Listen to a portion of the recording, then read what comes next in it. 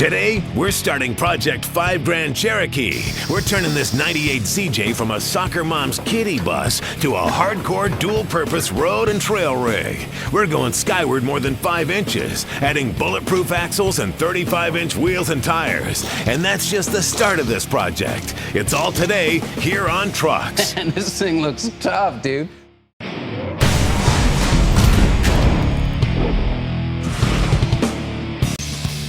Now, to replace this old suspension, we wanted to go with something that was going to give us a nice, stable ride on the highway, as well as a lot of flex when we were out wheeling, which left us shopping for a long arm kit. We wanted a high-quality product that was easy to install and a good value. What we ended up with was this 5.5-inch lift system from Rusty's Off-Road Products. This kit is bolt-in, it's easy to install, and it was about $1,000 cheaper than other systems that we compared it to. So that's money we can put into other things on this rig. The kit includes rear, upper, and lower long arms and front radius style arms, as well as replacement track bars. Longer coils, brackets, brake lines, and shocks round out this kit. Now, standard performance shocks are included, but we opted for Bilstein 5150s.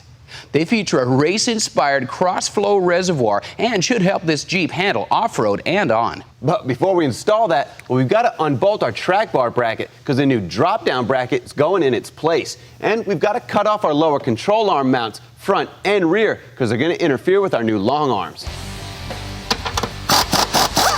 You can use your weapon of choice when you're cutting the factory mounts, but the plasma torch gets it done in a hurry.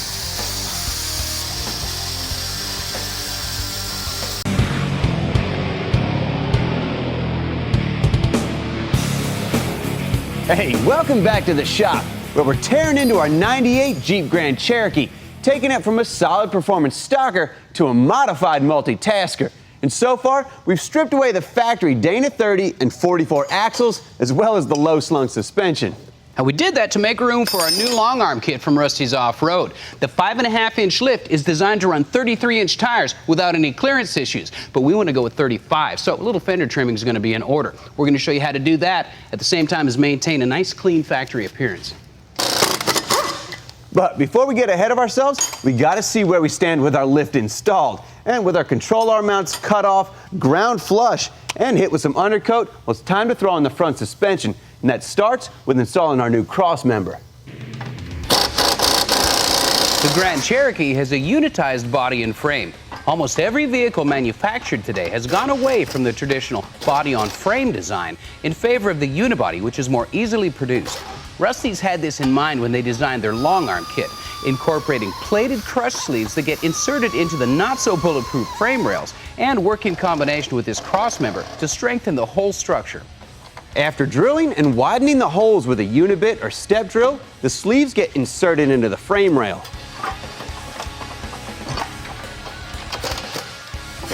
Once the cross member is in, the factory transmission mount gets reinstalled and torqued down.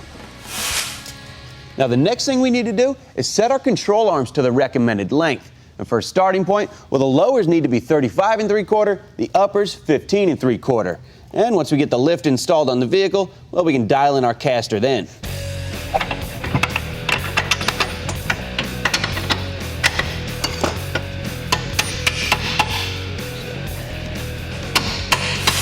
Now, for axles, we did some swapping around and trading things out and ended up yanking these Curry Dana 60s out of our old YJ project. Now, good news for the Grand Cherokee is bad news for the YJ. These things are packing 456 gears with ARB air lockers. And for a dual-purpose vehicle, nothing beats the versatility of selectable lockers.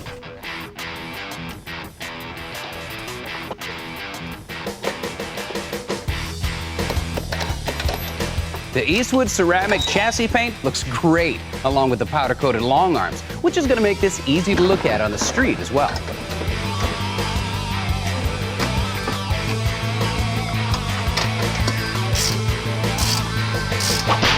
Now, we're going to hold off on the installation of our pitman arm and our new track bar until we get the rest of the steering linkage worked out, because what we're going back with isn't exactly stock. And most of you guys already know that disconnecting your sway bar and links when you're out on the trail gives your axle a little bit more flex and keeps your tires in contact with the trail, give you a little bit more traction. And being able to reconnect them when you're on the highway again easily, well, that'll minimize body roll.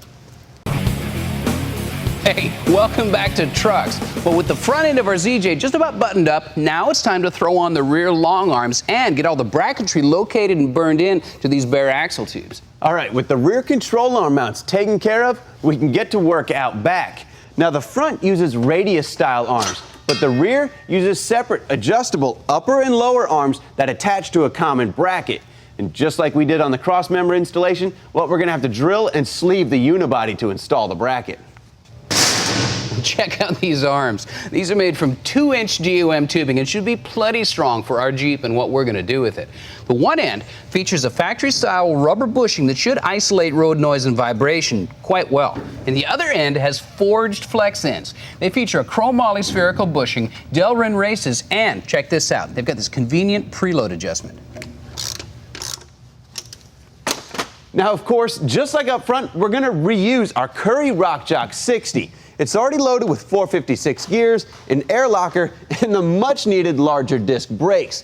The problem is we need coil, control arm, and track bar brackets instead of the old leaf spring pads. Now, it's possible to carefully cut off and reuse your stock brackets, but it's a real pain in the butt, and it's not nearly as strong as the axle bracket kit Rusty offers.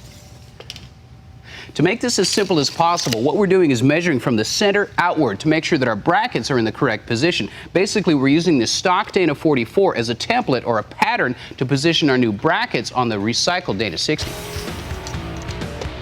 A lift manufacturer usually assumes that you're using the stock drivetrain when you're installing their system.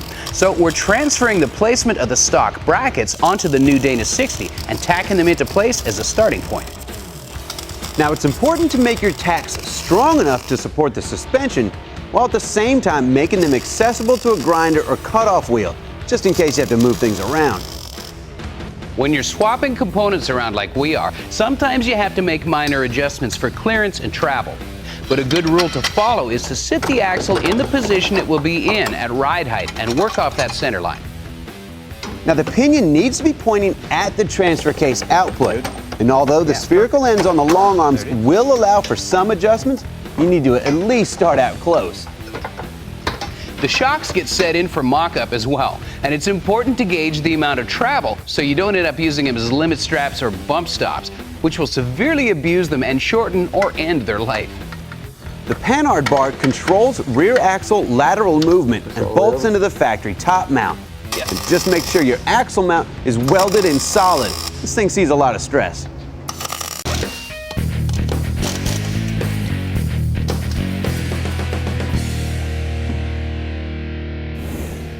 Man, this thing looks tough, dude.